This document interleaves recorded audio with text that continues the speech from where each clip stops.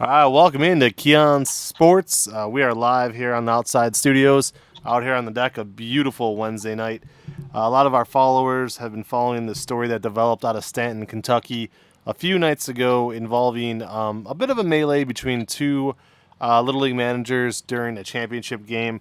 However, as we always say, there's always two sides to every story, and we wanted to make sure we spoke with as many parties as possible to get what actually happened and hopefully calm the waters, because a lot of times, as you guys know, the national media takes a shortcut around things. They don't get the facts, and we wanted to make sure that both managers had a chance to speak. So on the line with us tonight is the manager of the Reds, Steve Randall. Steve, welcome to the show. Thank you. Thanks for coming on. Now, how long have you been involved with coaching and managing Little League Baseball? I've been, as far as that league, just a few years. I first got into coaching right out of high school and college. Started coaching high school baseball. Coaching and... Well, just sorry about that. I lost you for a second. But right out of high school, I started coaching high school varsity and JV baseball. I've been around it my whole life. Played competitive weekend softball for 25 years. Got back into coaching once I was too old to play competitive softball, I guess you could say. Coaching is a labor of love. Not a lot of people get paid for it, especially in the Little League circuit. And the responsibilities of being a coach are so important. What do you feel makes a good coach and manager for little kids? It doesn't take much other than just the passion to teach kids the game. You see a lot of, and I don't want this to come across like it may sound, but you just see a lot of dads that, sign up to coach. They don't know much about it. And I respect that, at least they're trying.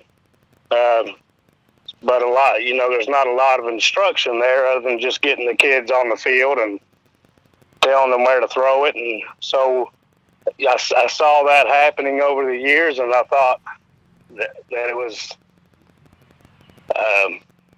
I needed to get involved and start trying to teach these kids the right way to play baseball. And so that's what I did. This Reds team making the championship game against the Rangers, what made it so special for these kids this year? Why were they able to excel as they did?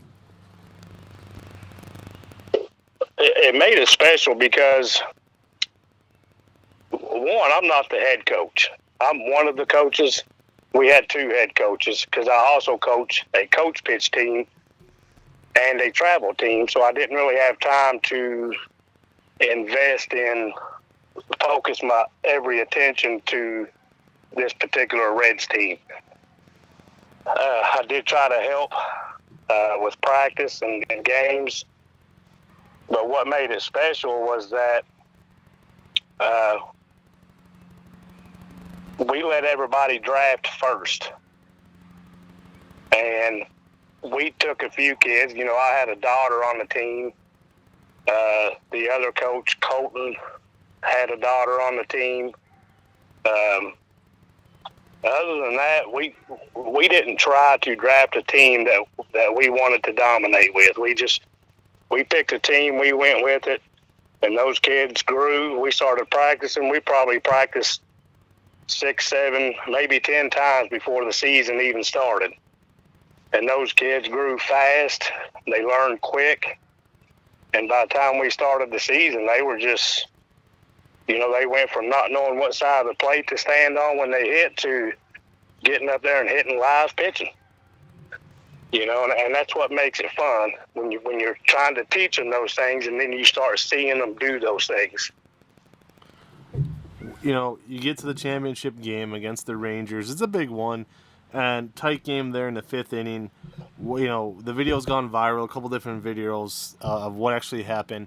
But in your words, being there, being a part of everything that went down, what happened that would cause the argument between the managers and the coaches and the fans, and why did it escalate as it did?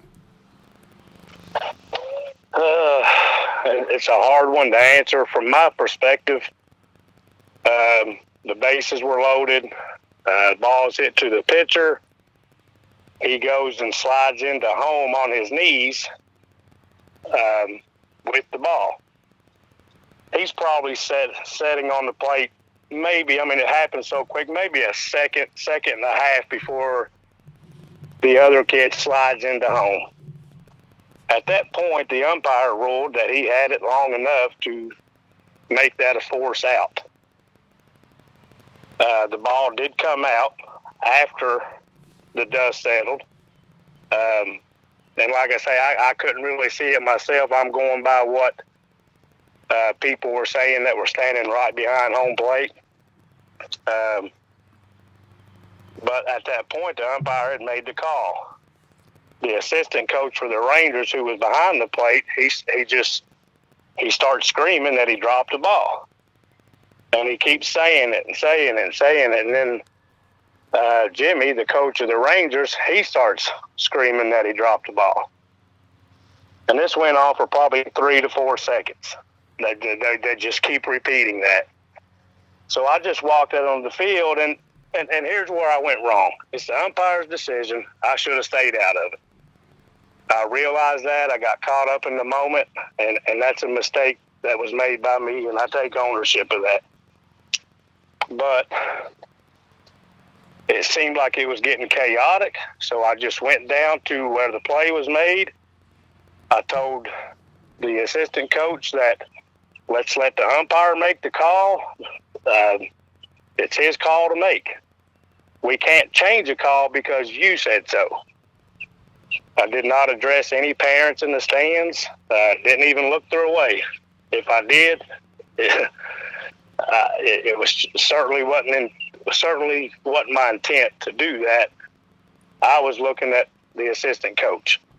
And yes, I was raising my voice because the whole crowd at this time was going bananas. So I was just trying to be heard and actually trying to diffuse the situation. So I told him, let the umpire make the call. We can't change it because of your opinion of the play. He kind of stepped back against the fence, and by the time I turned around, I saw Jimmy walking across the field pretty fast. I walked to Jimmy. I said, Jimmy, the umpire made the call. Let's drop it. Just go to the dugout. He started screaming. I said, Jimmy, he made the call. Go back to the dugout. At that point, he said a few choice words. I don't want to call it threatening, but you know, he did mention his intention, that what he wanted to do with me. At that point, I stepped back, I threw my hat off, and you know, at that point, you know, I don't know what else to do at that point other than I was just caught up in the moment. I shouldn't even been there. I understand that. But when somebody says something like that to you, and I won't repeat it, you know, your first instinct is to protect yourself. Be the aggressor at that point. And but I wholeheartedly admit that was my mistake, and I just wish it just never happened. And I look at everything as a whole here, as a former coach and a player. I've never seen a game just end like that. So why? I mean, was it to the point where everybody just panicked and left, or got so angry and left? Why wasn't the game completed? The game wasn't completed because I feel like had a spectator had not run onto the field, that the umpire would have diffused the situation. Jimmy's a good guy. We've been friends for the last couple of years. He's even helped me in one of the free clinics that I've held over the past couple of years. He is a good guy. He gets a little bit out of shape, and sometimes at the wrong time, and sometimes he doesn't know when just to let it go. And you know, that's a lot of us. I make those mistakes myself. I'm not trying to point fingers at him, but you know, it is what it is. But I just wish it didn't happen. One of the things, when we had one of the parents from the Rangers, Shannon Rose, on a little bit ago, he pointed a few fingers, and again, these are his words, not mine, but just coming across as you being the vice president of the league, that you're more than likely to walk away with a slap on the wrist while Jimmy might get banned and other coaches might get banned. How true is that, or should that have nothing to do with anything, your affiliation with the league? It won't have anything to do with it. The people in Parks and Rec are a fair board. I've actually talked to one of them. He actually told me that he can't discuss what's going on right now. And I told him that I'll take any punishment that's given down because I deserve it. I don't expect that I'll get treated any different than him. I have heard rumors that, and these are just rumors, that because they've had incidences with Jimmy before, that he could possibly get banned from coaching rec sports. Like I said, that's just a rumor. It didn't come from anybody in the board. It didn't come from anybody other than just talk. I hope that don't happen because, like I said, Jimmy is a good guy, and I think he cares about the kids. I really do. For whatever reason, there's been some tension there this year. Don't know why. I've been accused of stacking my team. I've been accused of stacking my coach pitch team on a team that I didn't even draft. I wasn't even there for the draft. So I was drafting for Colton for the T-ball team. Had nothing to do with the other team. But anyway, I don't think they'll be unjust or not fair towards both of us. I think they'll make the right decision, and we'll all move forward and get this past us. Well, Steve, I hope that's the case as well. Definitely pulling for that. Wanted to thank you again. I know, again, we had Shannon on the show a little bit earlier as a parent. Is there anything else that he said that you would like to rebuttal or kind of maybe clear up? Because, again, he's sitting there, on the other side of the fence. You're on the far end. Obviously, you don't think he was on third base line, your first base line. So is there anything else you feel like you needed to clear up from what he might have said there? No, I don't know Shannon. Never have even talked to him before. He sounds like he was a pretty straight up guy and just gave his opinion of the situation. It's always about perspective. Of course, he's probably going to have a biased perspective for the Rangers as I'm going to have one for the Reds. It's natural. It's human. Nobody's right. Nobody's wrong. These things happen, and I'll just add to what he said earlier. It's happened everywhere in the United States. We happen to be a small town that had 50 phones out recording their kids, and somehow it got to the news, and it just got blown way out of proportion. Yeah, that's what I feel as well. Like I said, being a former coach, being a former player, being around Little League Baseball a large part of my life, I've seen stuff like this. This is not rare, So, again, unfortunately, in today's age, as you said, people have their phones out nowadays, and they're taping their kids playing, and I guess it's so easy for people to blow stuff completely out of proportion as this was. So, again, wanted to thank you for coming on the show. Did you have any last comments before we let you go tonight? No, I appreciate you having me, and to Shannon and to Jimmy and to all the other Rangers parents, I just wanted to apologize for what happened.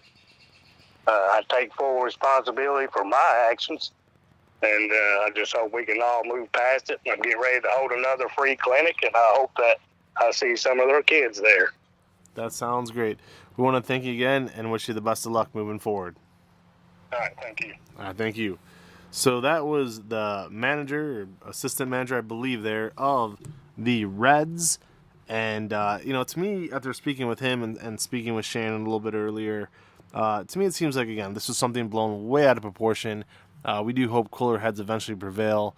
And, these types of stories, so many times people will just read the headline and not the actual meat and potatoes of this story. So, again, we want to thank everybody for coming on. Want to wish everybody the best of luck going forward.